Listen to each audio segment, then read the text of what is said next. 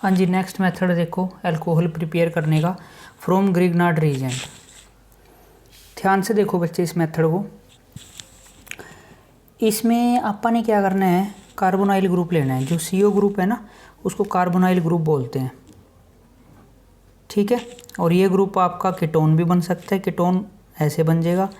ये ग्रुप आपका एल्डिहाइड भी बन सकता है, ठीक है। तो मेनली तो एक बार ये ध्यान में रखो, ये RMGX ग्रिग्नार्ड रीजेंट है।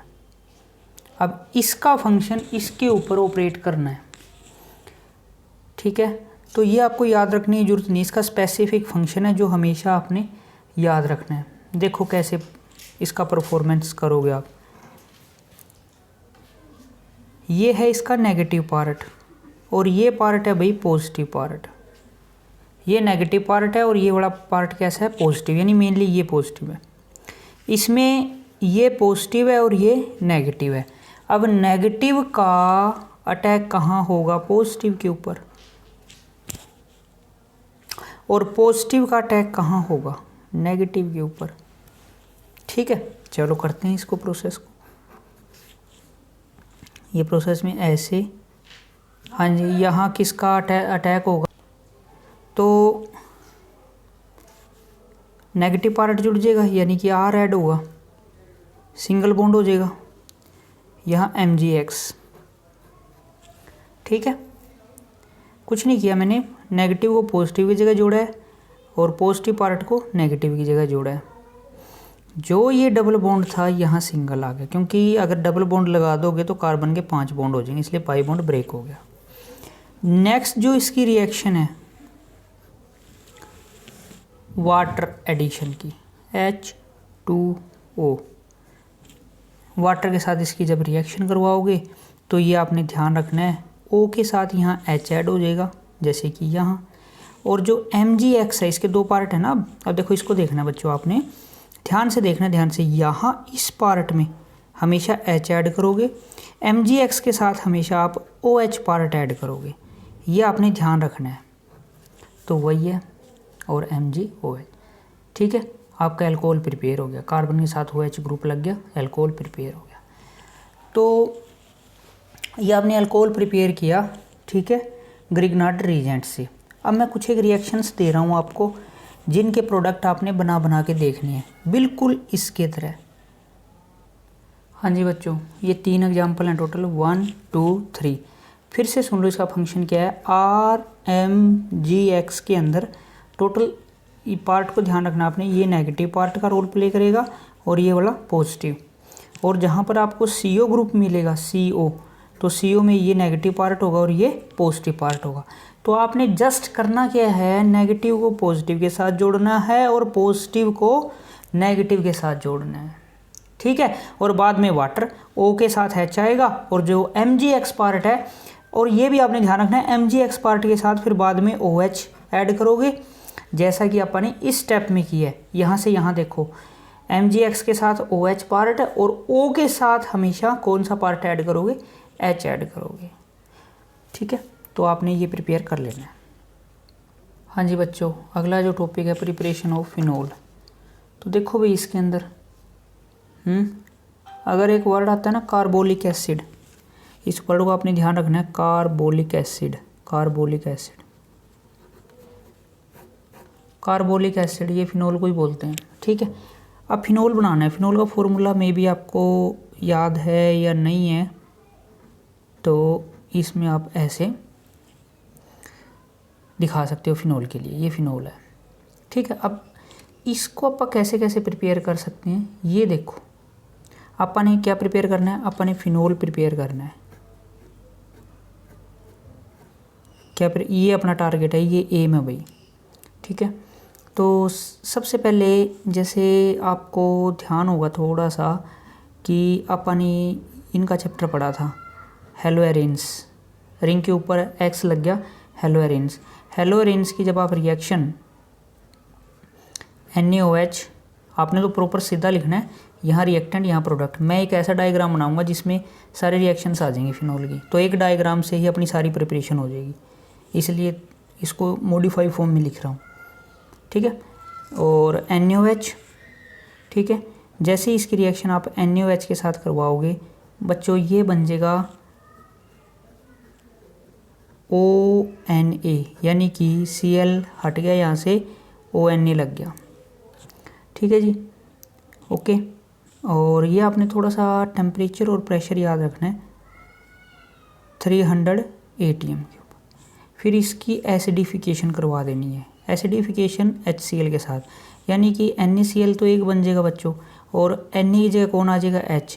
जब O के साथ H लग जाएगा तो फिनोल बन जाएगा। सबसे पहला मेथड फ्रॉम हेलोएरिन्स, हेलोएरिन्स से आप फिनोल बना सकते हो। ठीक है, पहला मेथड। सेकंड मेथड देखो जो आप डिस्कस करेंगे। अच्छा जी, मैं इस तरफ कर रहा हूँ अब। सेकंड मेथड ये है आपका बेंजीन। ठीक है, बेंजीन, बेंजीन की रिएक्शन करवा दो ओइलम के साथ। स्टेप आपको याद रखने पड़ेंगे। ओइलम, ओइलम का फॉर्मूला H2S2O7, ये इसका फॉर्मूला है भाई। ठीक है, तो इससे आपका बन जाएगा, जैसे ही आप बेंजीन की रिएक्शन ओइलम के साथ करवाओगे ये आपका प्रिपेयर हो जाएगा SO3H, यानी कि बेंजीन सल्फोनिक एसिड। नेम याद रखोगे, बेंजीन सल्फोनिक एसिड। और जब आप बेंजीन सल्फोनिक एसिड की रिएक्शन NaOH नंबर 1 और HCl के साथ करवा दोगे या H पॉजिटिव दे दोगे इसको, तो फिनोल बन जाएगा। फिर तो ये सेम स्टेप हो जाएगा। देखो इसके NaOH के साथ करवाओगे तो यहाँ ONA लग जाएगा, जैसा कि इसमें लगा था। ONA के साथ क्या किया था, H पॉजिटिव ही दिया इसको, तो फिनोल बन गया। ये बेंजीन से हो गया बच्चों, बेंजीन, बेंजीन से बेंजीन सल्फोनिक एसिड और वहाँ से फिनोल। ये हो गया अपना सेकंड मेथड। अब आप चल पड़ते हैं थर्ड मेथड की तरफ। थर्ड मेथड देखो, थर्ड मेथड में एक नया नाम सीखोगे आप। थर्ड मेथड देखो बच्चों,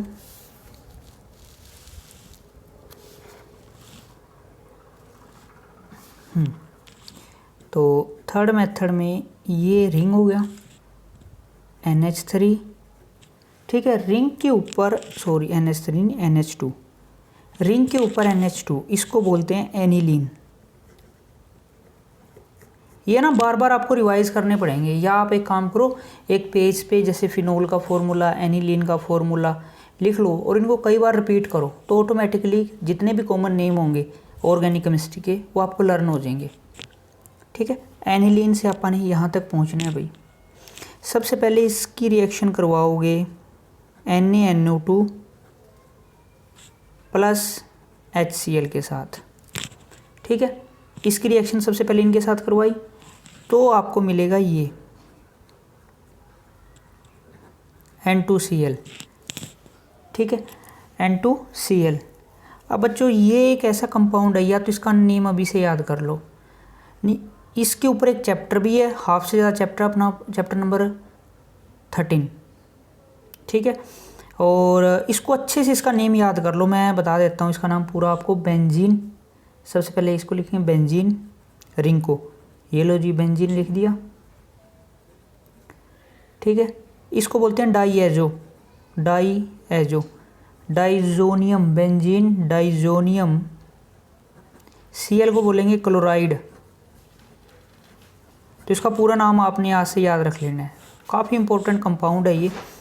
ठीक है, तो इसका नाम अच्छे से आप लर्न कर लो, benzene diazonium chloride, benzene diazonium chloride. Aniline का फॉर्मूला रिंग के ऊपर NH2 ग्रुप। ओके, इसकी रिएक्शन करवा दो वाटर के साथ, वो भी कैसे वाटर के साथ, वॉर्म वाटर के साथ। तो जैसे ही आप वॉर्म वाटर के साथ इसकी रिएक्शन करवाओगे बेंजीन डाइजोनियम क्लोराइड की, तो फिनोल प्रिपेयर हो जाएगा। तो देखो ये माइंड में ऐसे सोचना है कि भाई अपन ने एनिलीन से फिनोल बनाना है, क्या क्या स्टेप करेंगे, ये माइंड में आपने सोचते रहना है कि भाई सबसे पहले आप उसकी रिएक्शन NaNO2 HCl के साथ करवाएंगे, जिससे बेंजीन डाइजोनियम क्लोराइड बन जाएगा। फिर बेंजीन डाइजोनियम क्लोराइड की रिएक्शन वाटर के साथ करवाओगे तो आपका क्या प्रिपेयर हो जाएगा, फिनोल प्रिपेयर हो जाएगा। ठीक है, तो ये आपने कर लेना है यहाँ से। ये अपना हो गया थर्ड मेथड। पहला हेलोएरिन से, दूसरा मेथड बेंजीन से, बेंजीन सल्फोनिक एसिड, और फिर दिस थर्ड एनिलीन से। आयो जी फोर्थ में इधर कोने में कर रहा हूँ इस तरफ, ठीक है।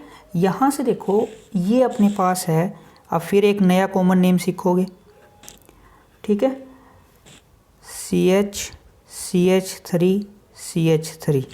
हाँ जी, इसका जो नेम है ये है क्यूमीन। क्यूमीन आज से ये भी याद रख लेना है, aniline, cumene, benzene diazonium chloride, benzene sulphonic acid. इनको बस यही मेथड है इनका, बार बार रिपीट करो, रिपीट करोगे तो ये कॉमन नेम आपको लर्न हो जाएंगे।